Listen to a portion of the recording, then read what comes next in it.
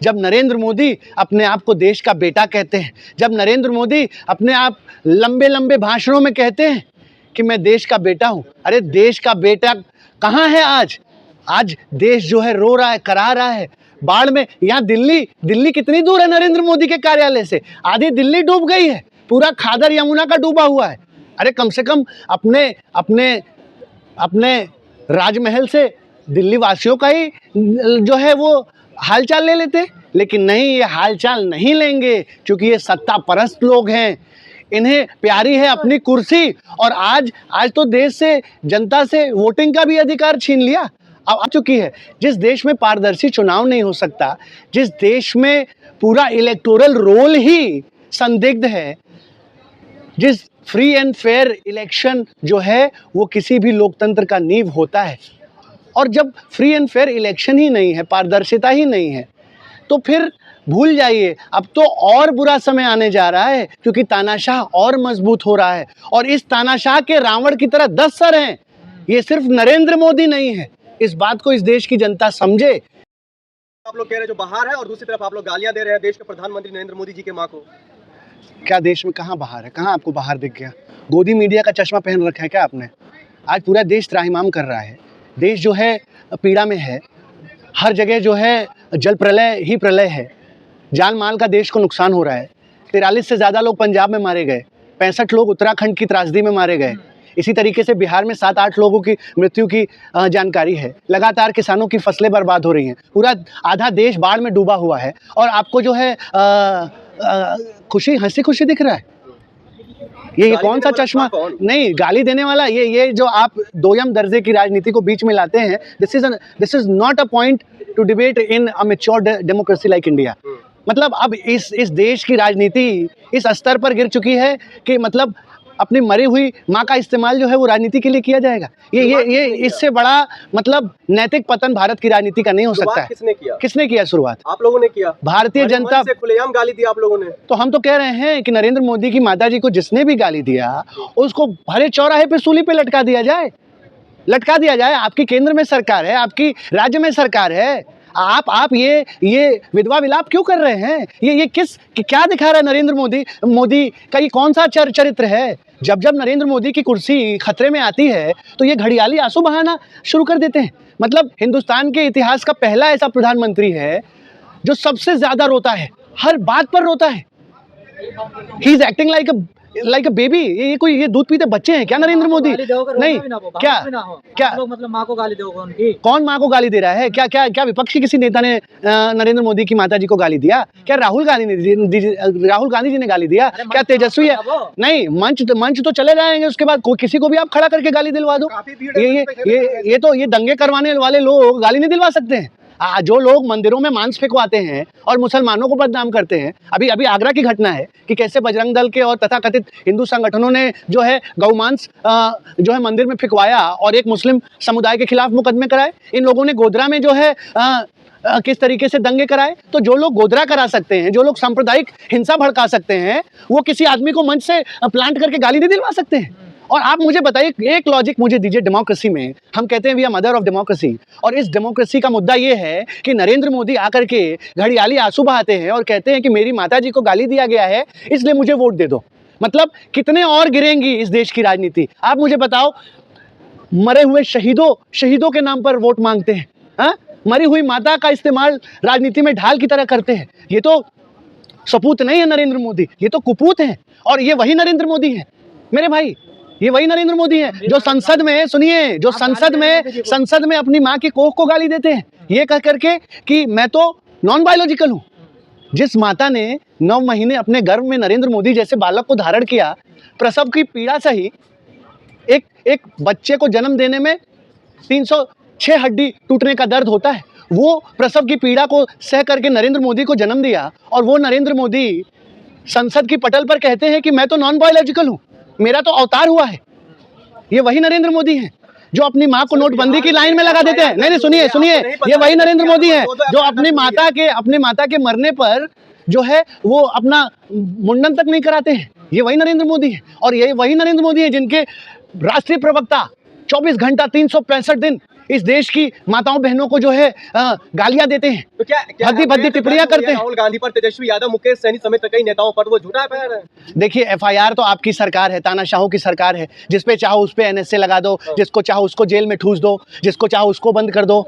ये हम तो कह ही रहे हैं कि देश में अघोषित आपातकाल है, और इस आपातकाल के दौर में जिस तरीके से जनता त्रस्त है, आज पूरे देश में भाजपा को लेकर के अविश्वास है। आज तो जनता खोज रही है भाजपाइयों को। यही बिहार में देखा आपने किस तरीके से मोतिहारी में जनता ने दौड़ा दौड़ा कर पीटा है भाजपा के नेताओं को।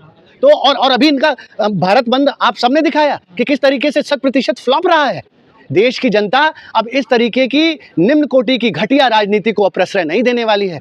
बिहार की जनता के पास अनेकों समस्याएं हैं। आज बिहार जो है बेरोजगारी से जूझ रहा है,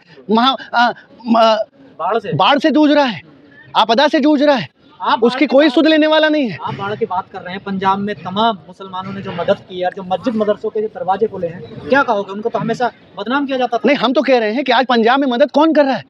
पंजाब में किसान यूनियन मदद कर रहा है, किसान मदद कर रहे हैं, मदरसे मदद कर रहे हैं, मौलवी लोग मदद कर रहे हैं, ईसाई धर्म के गिरजाघर से जो है ट्रक के ट्रक राहत सामग्री जा रही है। कहाँ है इस देश का सबसे बड़ा तथाकथित हिंदू संगठन? कहाँ है संघ के लोग? आज तो नहीं दिख रहे कहीं पे बाढ़ पीड़ितों का मदद करते हुए। क्या ये सिर्फ और सिर्फ अपने आप को तथाकथित जो है चंदा लेने के लिए ये संगठन बना है? आप मुझे बताइए, किसी संघ के आदमी को आपने देखा एक पैकेट भी देते हुए देखा? जा रहे हैं, कुछ लोग जा रहे हैं। नहीं, अब पछतात होत का, जब चिड़िया चुग गई खेत। आज 20 दिन में जब पूरा त्राहिमाम मच गया, जब हजारों करोड़ रुपए का नुकसान हो गया, 10,000 घर तो बह गए हैं किसानों के। 1 लाख हेक्टेयर से ज्यादा किसानों की फसल, जिसमें कपास है, जिसमें चावल है, जिसमें अलग अलग तरीके के, वो सब डूब चुके हैं, बह चुके हैं। हजारों मवेशी डूब के मर गए, किसानों के मवेशी। जो मवेशी डूबने से बचे वो पाकिस्तान की तरफ बह गए, सड़कें बह गई, सेना की गाड़ियां बह गई, और फिर भी आज उस पंजाब का सुध लेने वाला कोई नहीं है। नरेंद्र मोदी ने एक ट्वीट तक नहीं किया। इतना संवेदनहीन प्रधानमंत्री, ऐसा पत्थर दिल प्रधानमंत्री, ऐसा निर्दयी प्रधानमंत्री हिंदुस्तान के इतिहास में नहीं हुआ। कि आज आधा देश जो है वो बाढ़ और जल प्रलय से जो है करा रहा है, और नरेंद्र मोदी के पास इतनी फुर्सत नहीं है कि वो जाकर के लोगों का जो है पीड़ा सुन सके। इससे बड़े शर्म, दुख, पीड़ा, दुर्भाग्य की बात नहीं हो सकती इस देश के लिए। गाली देते थे, जो अब मदद कर रहे हैं मुसलमान, उनके लिए क्या कहोगे? नहीं, मैं तो इस देश के मुसलमानों को इस देश का सबसे बड़ा देशभक्त कहता हूँ। आज राहत सामग्री, रिलीफ के जो सामान है वो कहाँ से जा रहे हैं?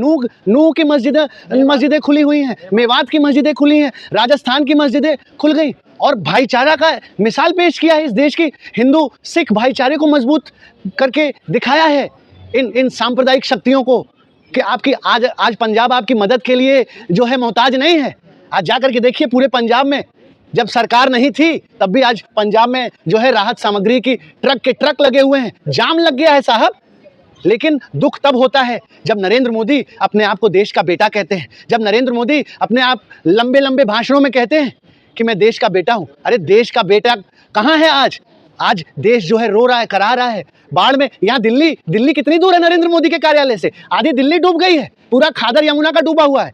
अरे कम से कम अपने राजमहल से दिल्ली वासियों का ही जो है वो हालचाल ले लेते, लेकिन नहीं, ये हालचाल नहीं लेंगे, क्योंकि ये सत्ता परस्त लोग हैं। इन्हें प्यारी है अपनी कुर्सी, और आज तो देश से, जनता से वोटिंग का भी अधिकार छीन लिया। अब जनता कहाँ जाएगी, किससे अपील करेगी? अब तो इनको वोट का भी डर खत्म हो गया, क्योंकि चुनाव आयोग के माध्यम से ये चुनाव मैनेज कर देते हैं, वोट चोरी कर लेते हैं। तो देश बहुत बड़ी संकट में है। पूरे देश में अघोषित आपातकाल है, भाजपा के खिलाफ जो है अविश्वास पैदा हुआ है, और देश क्रांति के मुहाने पर खड़ा है मेरे भाई जी। जो सनातन का ठेका लेते हैं, जो बड़े बड़े साधु संत हैं, जिन्होंने अरबों खरबों का एम्पायर खड़ा कर रखा, क्या उन लोगों को भी आना चाहिए, ऐसी आपदा में साथ आना चाहिए? नहीं, ये तो बहुत वाजिब प्रश्न है आपका, कि क्या मंदिरों में जो ट्रस्ट हैं, जो हजारों करोड़ रुपया जो है चंदा के नाम पर ले रहे हैं, और अपने आप को बहुत बड़ा मठाधीश बताते हैं, और बहुत बड़ा सांस्कृतिक मठ चलाते हैं, आज वो लोग कहाँ हैं? बिहार में नहीं वो दिखे, हरियाणा में नहीं दिखे, उत्तराखंड में बादल फटा, चमोली में इतनी बड़ी त्रासदी आई, कहीं कोई मंदिर के कपाट नहीं खुल रहे, कहीं कोई राहत सामग्री नहीं है। ये आज देखिए, आज धर्म का बोलबाला है। पूरा देश जो है धर्म की अफीम सुंघा दी गई है, और उसके नाम पर पाखंड, अंधविश्वास को प्रश्रय दिया जा रहा है।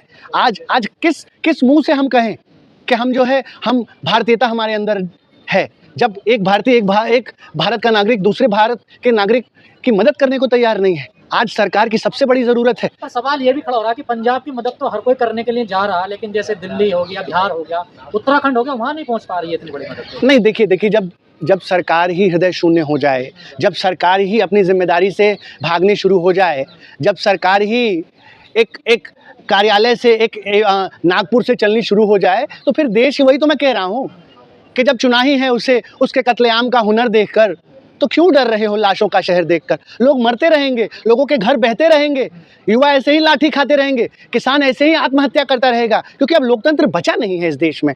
ये India has become a partial democracy now. अब वो डेमोक्रेसी नाम की चिड़िया उड़ चुकी है। जिस देश में पारदर्शी चुनाव नहीं हो सकता, जिस देश में पूरा इलेक्टोरल रोल ही संदिग्ध है, जिस फ्री एंड फेयर इलेक्शन जो है वो किसी भी लोकतंत्र का नींव होता है, और जब फ्री एंड फेयर इलेक्शन ही नहीं है, पारदर्शिता ही नहीं है, तो फिर भूल जाइए, अब तो और बुरा समय आने जा रहा है, क्योंकि तानाशाह और मजबूत हो रहा है, और इस तानाशाह के रावण की तरह 10 सर हैं। ये सिर्फ नरेंद्र मोदी नहीं है, इस बात को इस देश की जनता समझे। इसके साथ कॉरपोरेट हैं, इसके साथ कट्टरपंथी हैं, इसके साथ चरमपंथी हैं, और इस तरीके से ये बहुत बड़ा रावण इस देश में तैयार हो चुका है। अब अगर इस देश की जनता नहीं जागेगी, और अब अगर क्रांति की अलख नहीं जगाएगी, मैं तो यही कहूँगा कि अब क्रांति के अलावा इस देश के सामने कोई रास्ता नहीं बच गया है। मैं यही कहूँगा कि निकलो घरों मकानों से, जंग लड़ो बेईमानों से, तब लड़े थे गोरों से, अब लड़ना है इस देश के संविधान को ख़त्म करने वाले, इस देश के लोकतंत्र की हत्या करने वाले चोरों से। धन्यवाद। जय हिंद, जय भारत।